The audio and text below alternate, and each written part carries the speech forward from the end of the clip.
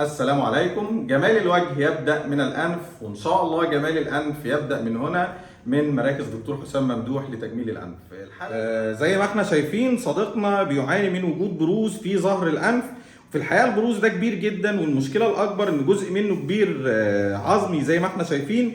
كمان الأنف طويلة وأرنبة الأنف متدلية إلى أسفل زي ما احنا شايفين، عاملة ظل على الشفة العلوية بتضايق صديقنا أثناء الصور. كمان اعوجاج الحاجز الانفي اللي موجود في الداخل بيعوق عمليه التنفس، وعظام الانف من اعلى عريضه. دعواتكم وننزل النتيجه بعد العمليه مباشره ان شاء الله.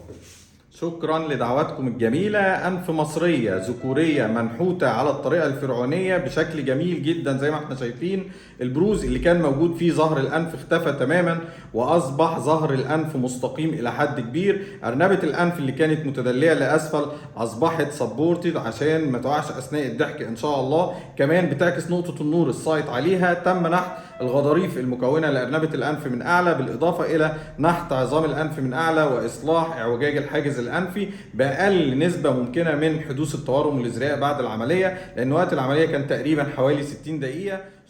شكرا لدعواتكم الجميلة، وفي انتظار أسئلتكم وتعليقاتكم على الفيسبوك واليوتيوب والإنستجرام إن شاء الله.